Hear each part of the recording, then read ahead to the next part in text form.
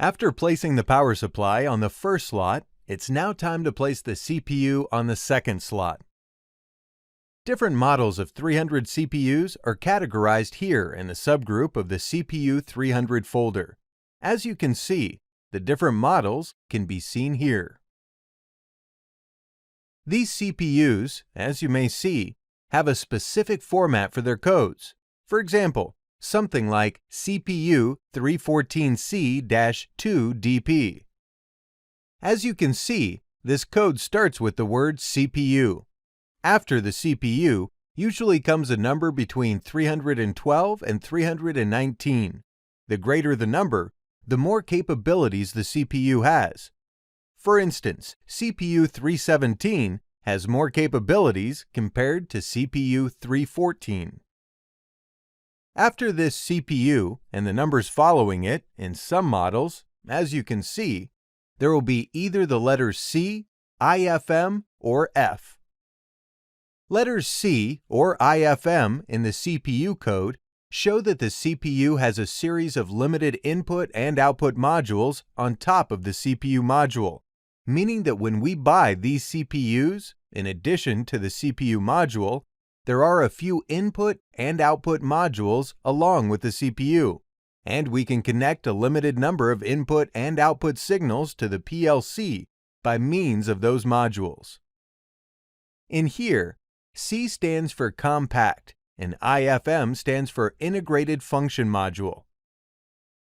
Another advantage that these kinds of CPUs have is that they usually have an internal function module that gives the CPU the ability to receive high-speed signals. This means that these CPUs can do the same thing that a function module can do for us. Therefore, in some applications, if we need a function module, we can use a compact CPU with an internal function module, which is more economical than using a modular CPU with a separate function module. Another point to consider about compact CPUs and IFMs is that although these CPUs are compact and have built-in input-output modules on them, we can add other additional input-output modules to them if we need to. This means that the compact CPUs have the ability to connect to a few more input and output modules in addition to the input and output modules they have themselves. Okay, in here we have a bunch of other CPUs that have the letter F in their codes, such as CPU 317F-2. This letter F stands for failsafe, and it tells us that this specific CPU model is used in cases where we need the maximum security for the process we are controlling. So the letter F represents that the PLC is, so to speak, failsafe. Okay, after these letters C, IFM, and F, there are usually a bunch of other numbers and letters that are related to the ports that are on the CPU. The CPUs that have a suffix 2DP, such as CPU 315-2DP, have a DP port on them in addition to the MPI ports that we already said are on all CPUs. Hence, 2DP means that our CPU has two ports, an MPI port and a DP port. Some newbies mistakenly think that 2DP means that the CPU has two DP ports. However, this is completely wrong, and as we said, 2DP means that the CPU has an MPI port and a DP port.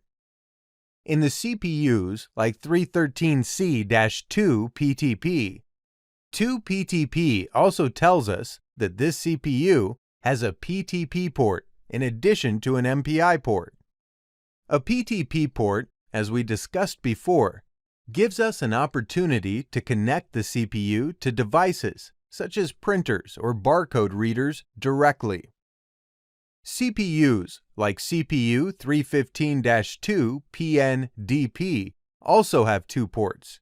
However, they are slightly different compared to the other CPUs because with these, the first port can also be used as an MPI port and a DP port, and the second port is the Profinet port, which we can use in an industrial Ethernet, also known as the Profinet network. Therefore, 2PNDP tells us that our CPU has two ports. The first port could be used as an MPI port and a DP port, and the second port could be used as a Profinet port. Another type of CPU we have here is the CPU 319-3 PNDP. The 3PNDP in the CPU code tells us that the CPU has three ports on it. The first port could be used as either an MPI port or a DP port. The second port could only be used as a DP port, and the third port could be used as a Profinet port in an industrial Ethernet network. Okay, if we open a subgroup of one of these CPUs, we can see that each of them has different models categorized based on their order number. What we want is a CPU 315 2DP with order number 6ES7 315-2AH14-0AB0. Therefore, in order to choose the desired CPU, we open up the subgroup of CPU 315-2DP, and as you can see, the order number we are looking for is here. If we open its subgroup, we can see there are two different versions of this CPU. Now, which one should we choose? The CPU version chosen here should correspond to the version installed in the enclosure. So now, how can we figure out the CPU version inside the enclosure? In order to find the CPU version, we need to open the CPU's front door so we can read its version that's written in this section. The CPU version that we have here is 3.3.8. Therefore, we need to select version 3.3 between the two versions we have in the hardware configuration. After we find out our desired CPU, we need to place it on the rack. To do so, just like before, we select our slot, which in here is the second slot, and then we double-click on the CPU. As soon as we double-click on the CPU, since it also has a DP port, this window opens for us and it tells us that we can create a Profibus network for the DP port on our CPU.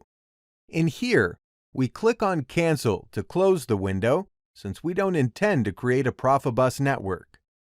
With closing this window, as you can see, our CPU gets on the second slot of the rack. In here, since our CPU has a DP port, another row called X2 is added to the second slot to show us that this CPU is capable of being used in a Profibus network. In the window below, we can see other complementary information about this CPU, such as the order number and its version. Okay, in this lesson, we learned how to select our CPU and hardware configuration and add it to the rack. In the future lessons, we go about adding input and output modules.